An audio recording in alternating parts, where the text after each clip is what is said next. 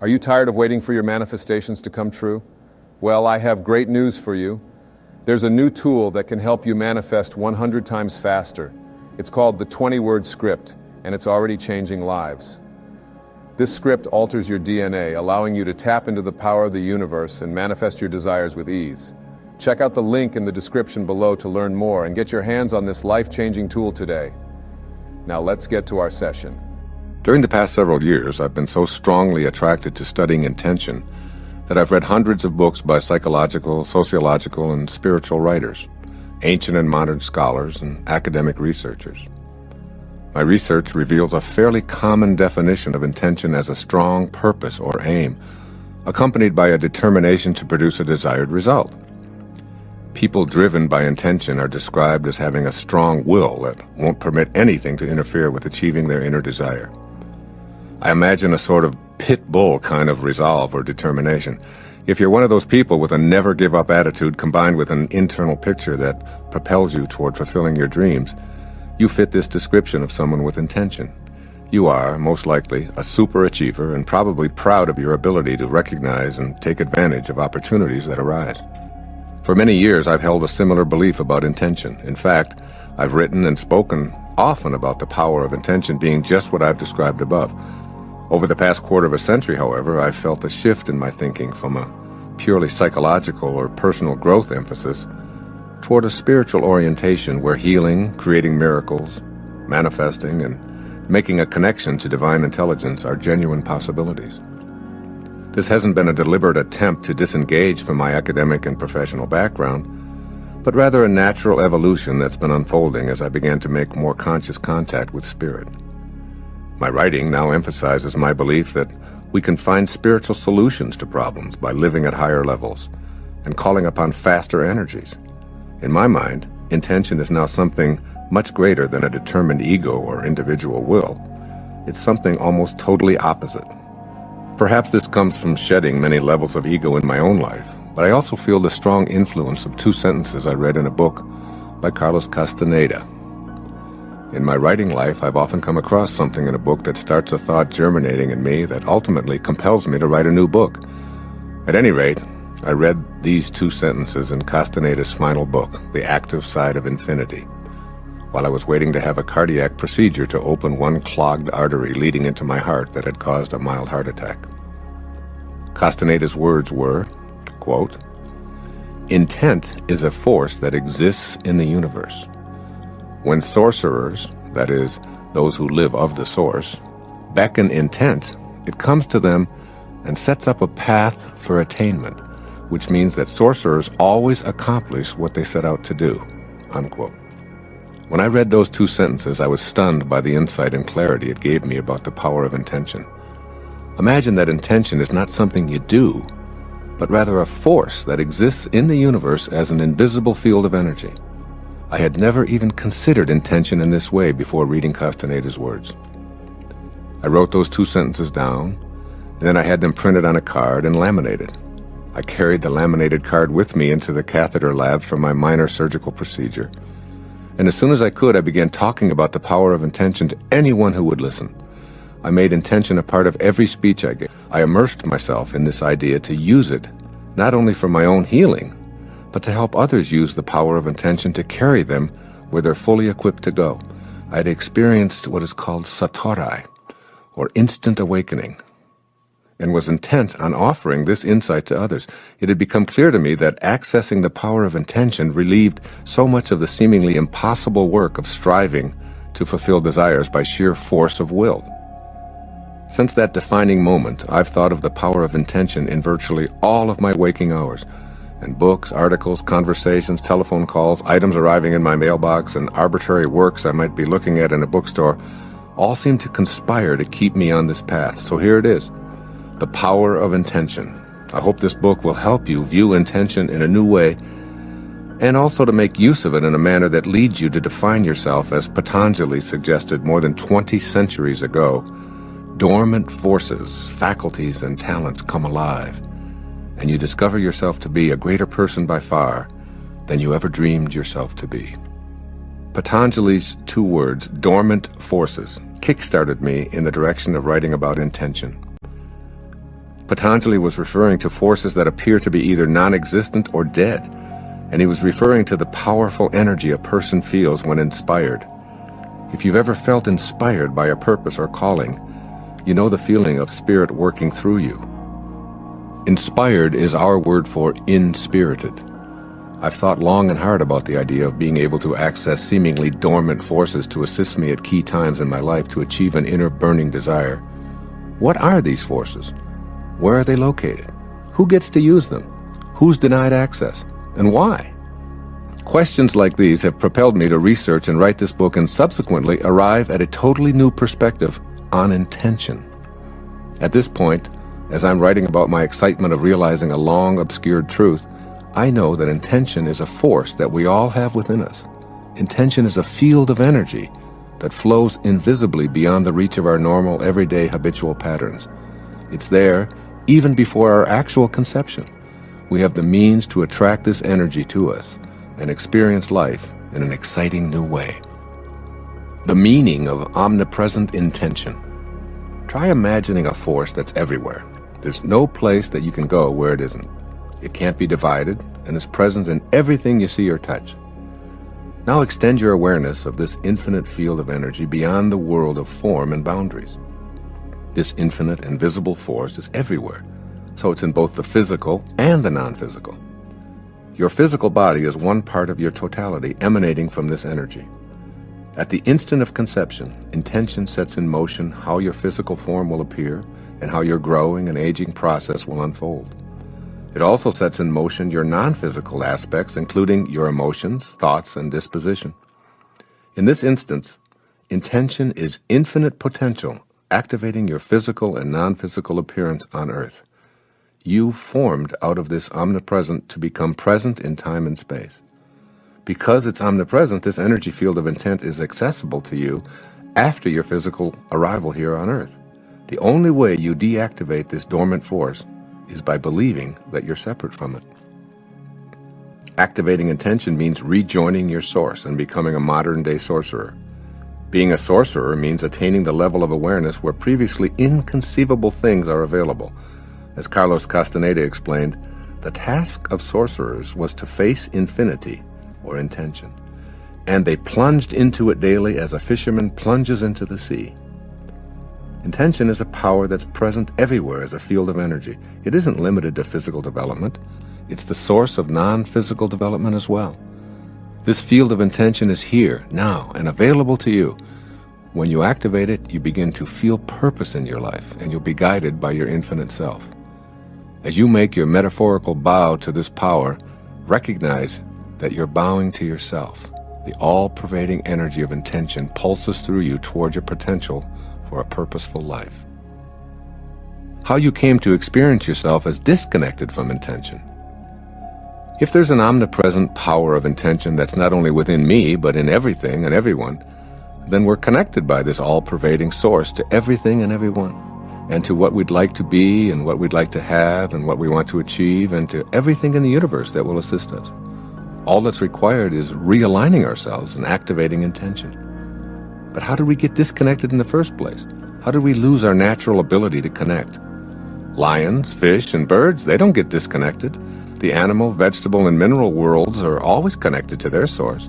They don't question their intention.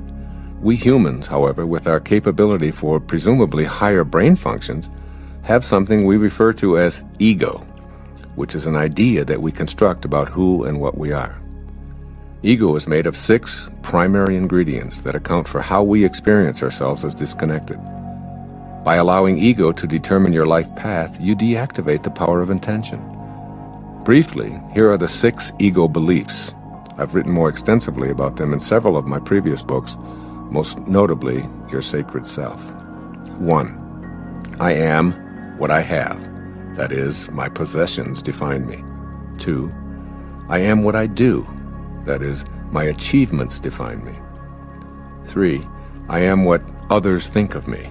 That is, my reputation defines me. 4. I am separate from everyone. That is, my body defines me as alone. 5. I am separate from all that is missing in my life. That is, my life space is disconnected from my desires. 6. I am separate from God. My life depends on God's assessment of my worthiness. No matter how hard you try, intention can't be accessed through the ego. So take some time to recognize and readjust any or all of those 6 beliefs. When the supremacy of ego is weakened in your life, you can seek intention and maximize your potential. There are 4 steps to intention. Activating your power of intention is a process of connecting with your natural self and letting go of total ego identification. The process takes place in the following 4 stages. 1. Discipline. This is the first stage. Learning a new task requires training your body to perform as your thoughts desire. So, eliminating ego identification doesn't mean disconnecting from your relationship with your body, but rather training your body to activate those desires.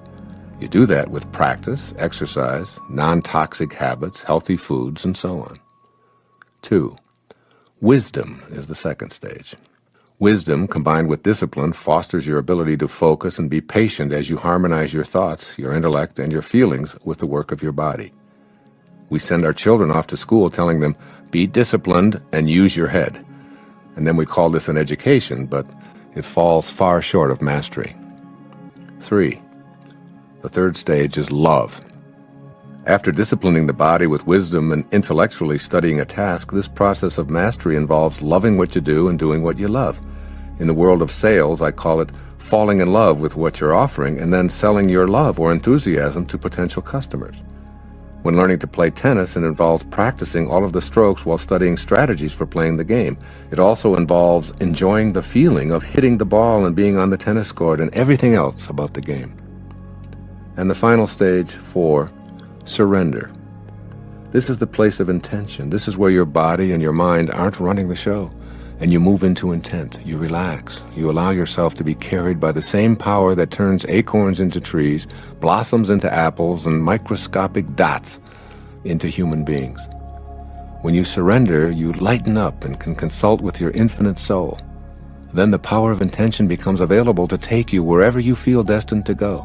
All of this talk of intention and surrender may cause you to question where your free will fits in. You might be inclined to conclude that free will is non-existent or that you become whatever your program dictates. So let's just take a look at your will and how it fits into this new view of intention.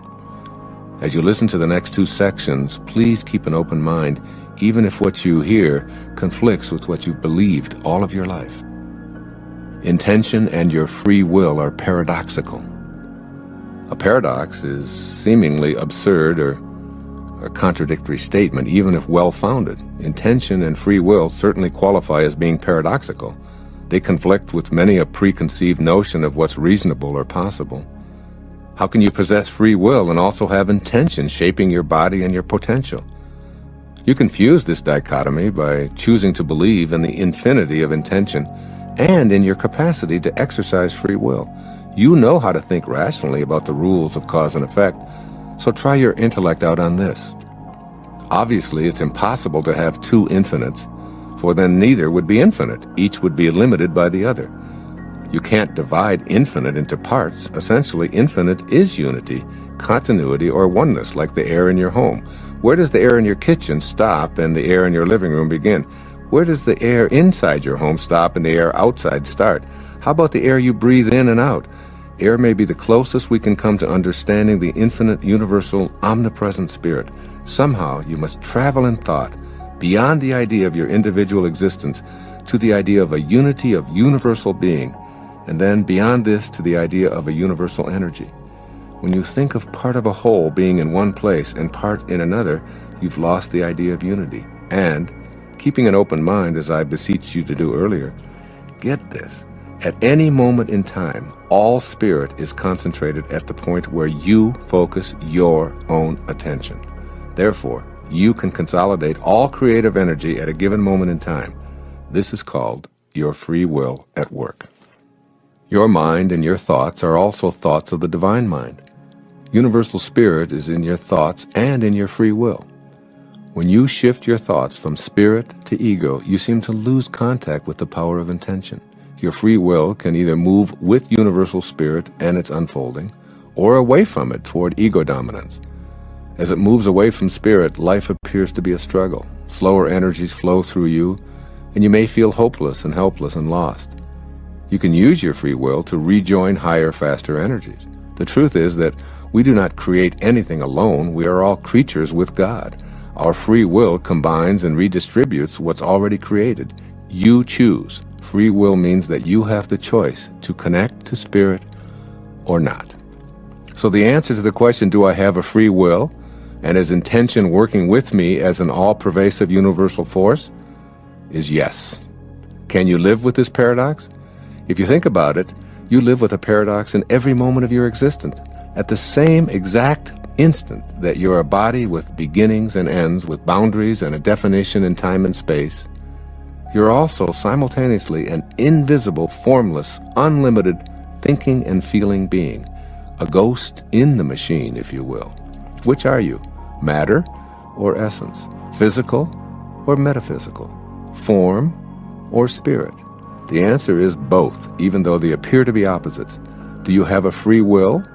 And are you a part of the destiny of intention? The answer is yes.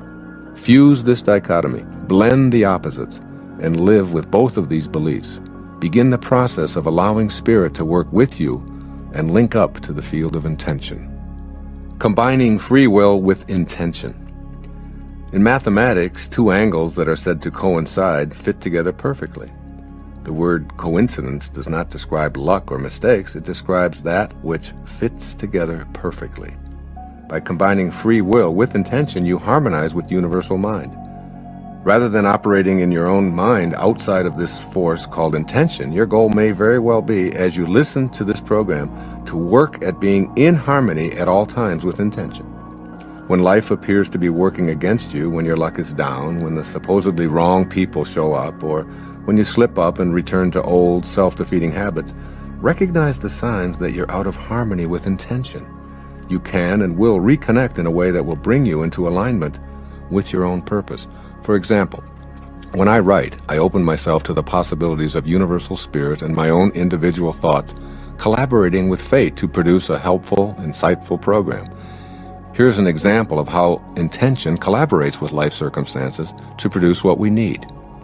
Recently, my 19-year-old daughter, Summer, told me that she'd quit her temporary job as a restaurant hostess and wasn't sure what she wanted to do before resuming her college studies.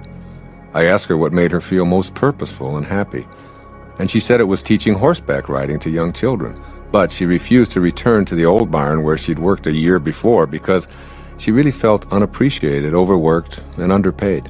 I was over on Maui writing the very first chapter on a whole new perspective on intention when we had this telephone conversation. I launched into my intention as a force in the universe spiel and told my daughter that she needed to realign her thoughts and so on. Open up to receiving the assistance you desire, I told her. Trust in intention. It exists for you. Stay alert and be willing to accept any guidance that comes your way. Stay in vibrational harmony with the all-providing source. The next day, at the very moment I was searching for an example of intention to put into this chapter, the telephone rang. And here it was, Summer, bubbling with enthusiasm. "You're not going to believe this, Dad," she says. "On second thought, I'm sure you will believe it. Remember yesterday how you told me to be open to intention? Well, I was skeptical, even thinking, that's just my weird dad, but I decided to try it. Then I saw a sign on a telephone pole that said horseback riding lessons, and there was a telephone number. I wrote the number down, and I just called it. And the woman who answered told me that she needed to hire someone she could trust to do trail rides with young kids. She pays exactly double what I was making at the restaurant. I'm going out to see her tomorrow. Isn't that cool?" Cool? Hell yes, it's cool. Here I am writing a book, looking for a good example, and it arrives in the form of help I was attempting to offer the day before to my daughter. 2 for the price of 1, if you will. I'll close this section with words from Aldous Huxley, one of my favorite authors. The spiritual journey does not consist in arriving at a new destination where a person gains what he did not have or becomes what he is not. It consists in the dissipation of one's own ignorance concerning one's self and life, and the gradual growth of that understanding which begins the spiritual awakening. Thank you for joining our session today. If you're ready to take your manifestation game to the next level, head over to the link in the description and get your own copy of the script today to unlock the power of the universe and manifest your dreams with ease. Are you tired of waiting for your manifestations to come true? Well, I have great news for you. There's a new tool that can help you manifest 100 times faster. It's called the 20-word script, and it's already changing lives. This script alters your DNA, allowing you to tap into the power of the universe and manifest your desires with ease. Check out the link in the description below to learn more and get your hands on this life-changing tool today. Now let's get to our session. Listen to this observation by the great mental science practitioner of the early 20th century. His name was Thomas Troward. Quote, "The law of flotation was not discovered by contemplating the sinking of things, but by contemplating the floating of things which floated naturally, and then intelligently asking why they did so." Unquote. In the early days of shipbuilding, ships were made of wood, and the reasoning was that wood floats in water and iron sinks. Yet today, ships all over the world are built of iron. As people began studying the law of flotation, it was discovered that anything could float if it's lighter than the mass of liquid it displaces. So today, we're able to make iron float by the very same law that made it sink. Keep this example in mind as you listen and apply the contents of this chapter on connecting to all that you're intended to become. The key word here is contemplating, or what you're placing your thoughts on as you begin utilizing the enormous potential and the power of intention. You must be able to connect to intention, and you can't access and work with intention if you're contemplating the impossibility of being able to intend and manifest. You can't discover the law of co-creation if you're contemplating what's missing. You can't discover the power of awakening if you're contemplating things that are still asleep. The secret to manifesting anything that you desire is your willingness and your ability to realign yourself so that your inner world is in harmony with the power of intention. Every single modern advance that you see and take for granted was created, and creating is what we're doing here in this chapter, by someone contemplating what they intend to manifest. The way to establish a relationship with spirit and access the power of this creating principle is to continuously contemplate yourself as being surrounded by the conditions you wish to produce. Dwell on the idea of a supreme, infinite power producing the results that you desire. This power is the creative power of the universe. It's responsible for everything coming into focus. By trusting it to provide the form and the conditions for its manifestation, you establish a relationship to intention that allows you to be connected for as long as you practice this kind of personal intent. Entering into the spirit of intention. Whatever you intend to create in your life involves generating the same life-giving quality that brings everything into existence. The spirit of anything, the quality that allows it to come into the world of form, is true as a general principle, so why not activate it within yourself? The power of intention simply awaits your ability to make the connection. How do you enter into the spirit of intention, which is all about feelings expressing life? You can nurture it by your continual ongoing expectation of the infallible spiritual law of increase being a part of your life. We saw it through our imaginary capacity to see higher vibrations, and we heard it in the voice given to it by spiritual masters throughout the ages. It's everywhere. It wants to express life. It's pure love in action. It's confident. And guess what? You are it. But you've forgotten that. You need to simply trust your ability to cheerfully rely upon spirit to express itself through and for you. Your task is to contemplate the energies of life, love, beauty, and kindness. Every action that's in harmony with this originating principle of intention gives expression to your own personal power of intention. Applying the 7 phases for connecting to intention. Having been in the business of human development for most of my life, the question I most frequently hear is, how do I go about getting what I want? At this juncture of my life, as I sit here recording this, my response is, if you become what you think about, and what you think about is getting what you want, then you'll stay in a state of wanting. So the answer to how to get what you want is to reframe the question. How do I go about getting what I intend to create or co-create?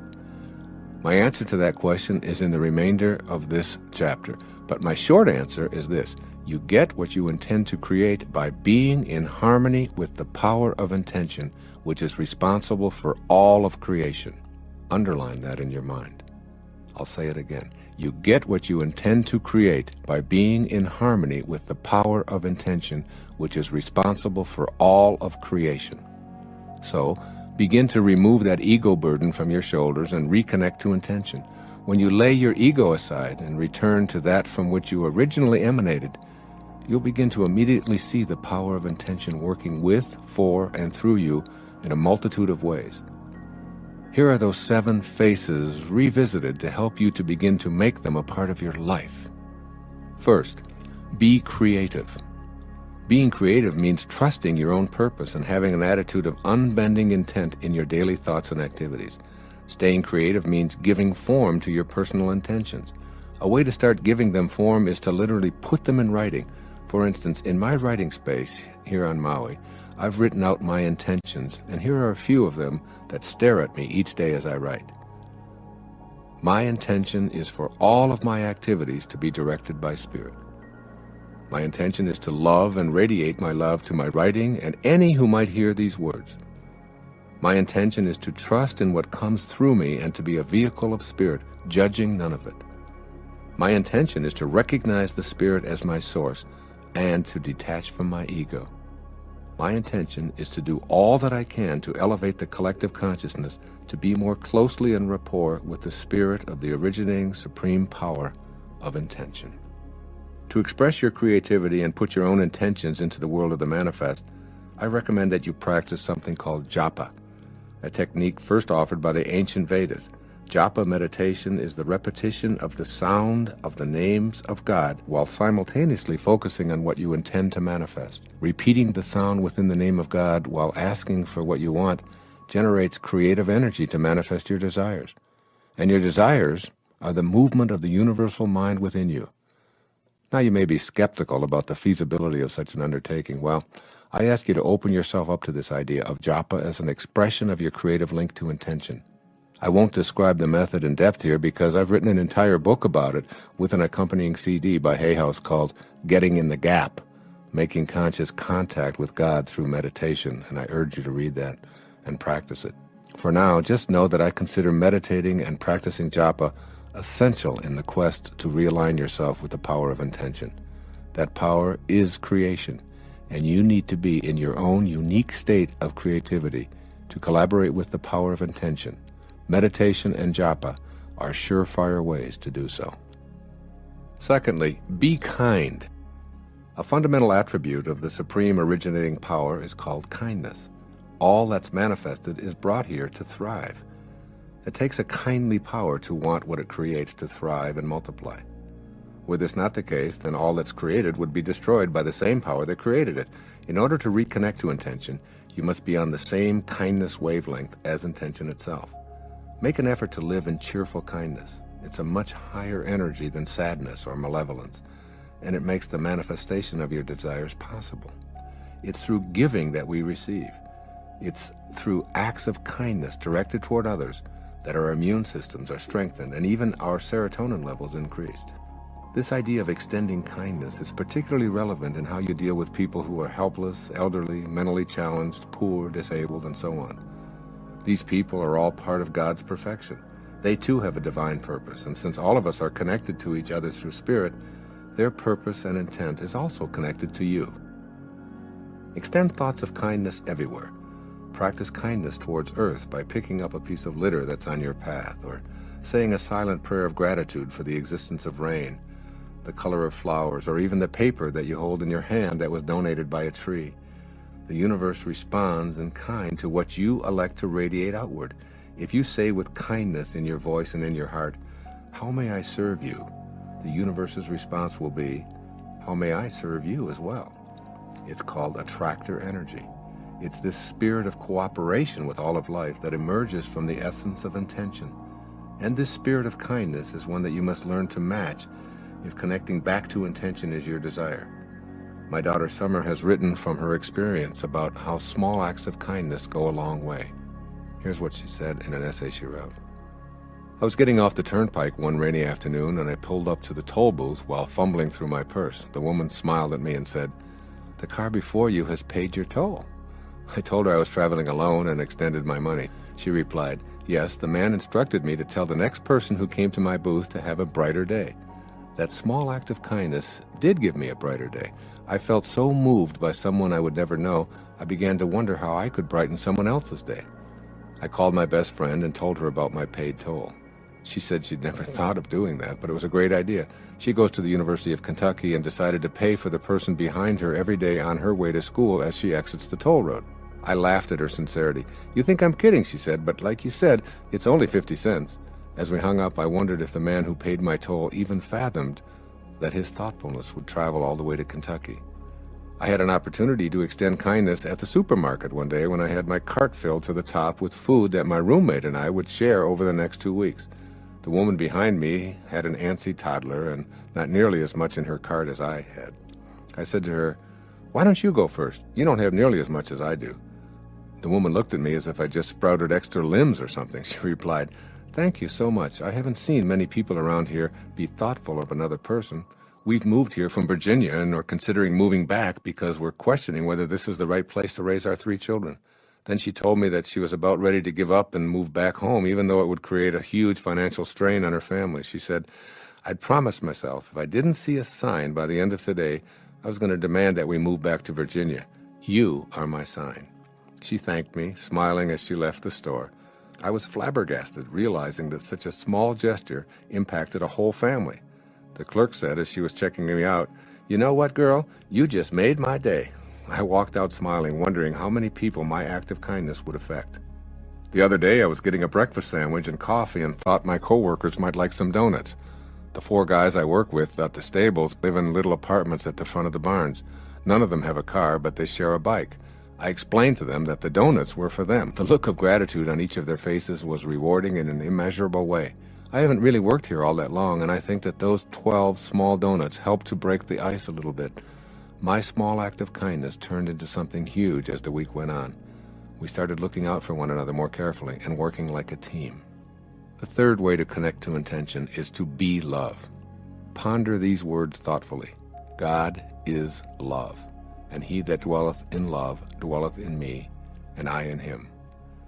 That is God talking, so to speak, keeping in mind the central theme of this chapter, and in fact, this entire program, that you must learn to be like the energy that allowed you to be here in the first place. Then being in a state of love is absolutely necessary for you to reconnect to intention. For the purposes of this chapter, I'd like you to think about love in the following 2 ways. First, love is cooperation rather than competition.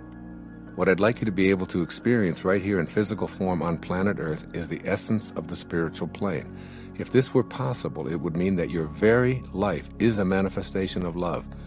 Were this to be true for you, you'd see all of life living together in harmony and cooperating with each other. You'd sense that the power of intention that originates all life cooperates with all other life forms to ensure growth and survival. You'd note that we all share the same life force, and the same invisible intelligence that beats my heart and your heart beats the heart of everyone on this planet. And secondly, love is the force behind the will of God.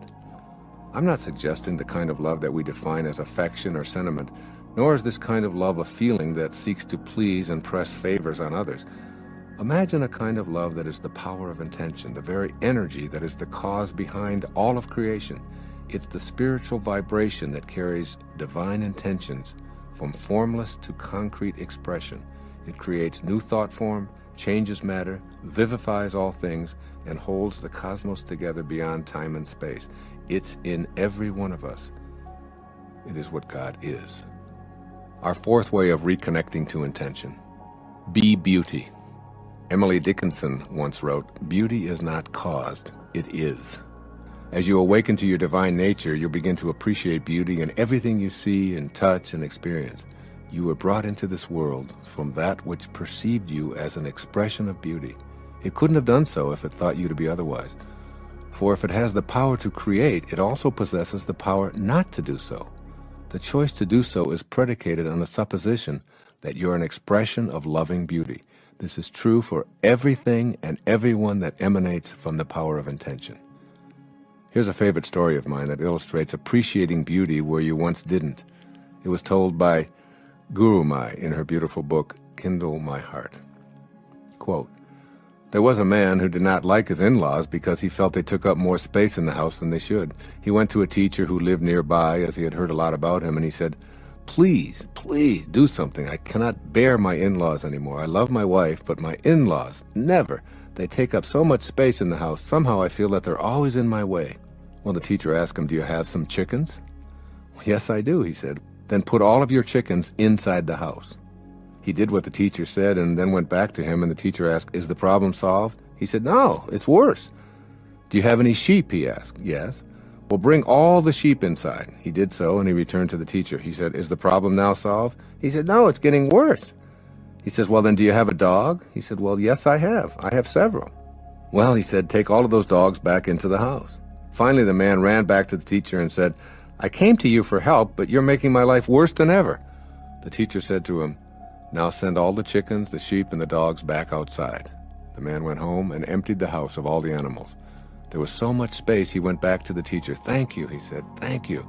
You've solved all my problems." Number 5, as a way to connect to intention, be ever expansive. The next time you see a garden full of flowers, observe the flowers that are alive and compare them to the flowers that you believe are dead. What's the difference? The dried up, dead flowers are no longer growing, while the alive flowers are indeed still growing.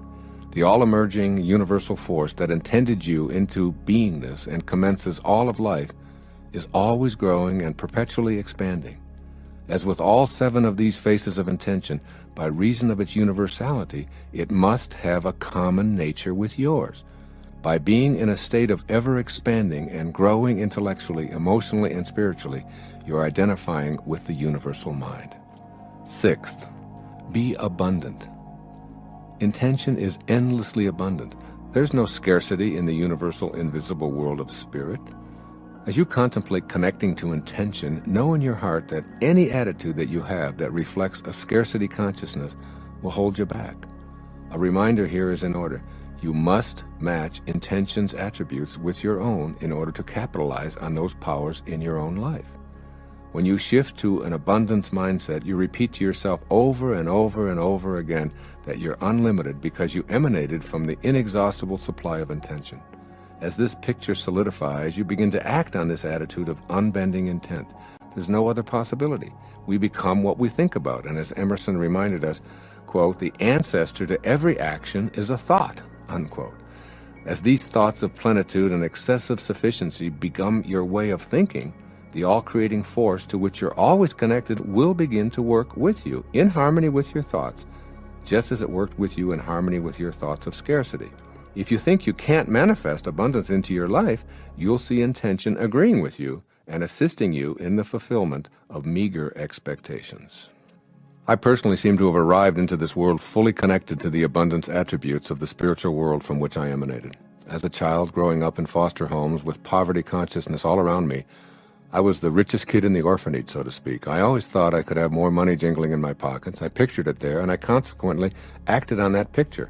I'd collect soda pop bottles, shovel snow, bag groceries, cut lawns, carry out people's ashes from their coal furnaces, clean up yards, paint fences, babysit, deliver newspapers, and on and on and on. And always the universal force of abundance worked with me in providing opportunities. A snowstorm was a giant blessing for me. So too were discarded bottles by the side of the road and little old ladies who needed help carrying their groceries to their automobiles. Today, over a half a century later, I still have that abundance mentality. In a sense, I'm still collecting pop bottles, shoveling snow, and carrying out groceries for little old ladies. My vision hasn't changed, although the playing field is enlarged. It's all about having an inner picture of abundance, thinking in unlimited ways, and being open to the guidance that intention provides when you're in a state of rapport with it. And then being in a state of ecstatic gratitude and awe for how this whole thing works. Every time I see a coin on the street, I stop, I pick it up, put it into my pocket, and I say out loud, "Thank you, God, for this symbol of abundance that keeps flowing into my life." Never once have I ever said, "Why only a penny, God? You know I need a lot more than that." On this day, today, on a writing day, I arise at 4 a.m. with a knowing that my writing will complete what I've already envisioned in the contemplations of my imagination. The writing flows, and letters arrive from intention's manifest abundance, urging me to read a particular book or talk to a unique individual, and I know that it's all working in perfect, abundant unity. The phone rings, and just what I need to hear is resonating in my ear. I get up to get a glass of water, and my eyes fall on a book that's been on my bookshelves for 20 years, but this time I feel compelled to pick it up. I open it, and once again I'm being directed by Spirit's willingness to assist and guide me as long as I stay in harmony with it. It goes on and on and on in my life, and I'm reminded of Rumi's poetic words from 800 years ago: sell your cleverness and purchase bewilderment. And finally, the seventh way of reconnecting to intention. It's called being receptive. The universal mind is ready to respond to anyone who recognizes their true relationship to it. It will reproduce whatever conception of itself that you impress upon it. In other words, it's receptive to all who remain in harmony with it and stay in a relationship of reverence for it. The issue becomes a question of your receptivity to the power of intention. Stay connected and know you'll receive all that this power is capable of offering. Take it on by yourself as separate from the universal mind, an impossibility, but nevertheless a strong belief of the ego, and you remain eternally disconnected. The nature of the universal mind is peaceful. It isn't receptive to force or violence. It works in its own time and rhythm, allowing everything to emanate by and by. It's in no hurry because it's outside of time. It's always in the eternal now. Try getting down on your hands and knees and hurrying along a tiny tomato plant sprout. Universal Spirit is at work peacefully, and your attempts to rush it or tug new life into full creative flower will destroy the entire process. Being receptive means taking on a position of allowing your senior partner to handle your life for you. I accept the guidance and assistance of the same force that created me. I let go of my ego, and I trust in this wisdom to move at its own peaceful place. I make no demands on it. This is how the all-creating field of intention creates. This is how you must think in order to reconnect to your source. You practice meditation because it allows you to receive the inner knowing of making conscious contact with God. By being peaceful, quiet, and receptive, you pattern yourself in the image of God, and you regain the power of your source. This is what this chapter, and indeed this entire program, is all about.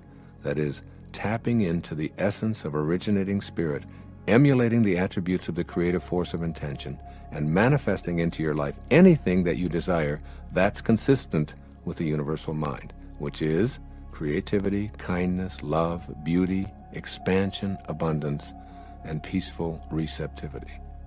This concludes the steps for connecting to intention. But before you make this somersault into the inconceivable, I urge you to examine any and all self-imposed obstacles that need to be challenged and eradicated as you work anew at living and breathing this power of intention that was placed in your heart before a heart was even formed. Thank you for joining our session today. If you're ready to take your manifestation game to the next level, head over to the link in the description and get your own copy of the script today to unlock the power of the universe and manifest your dreams with ease.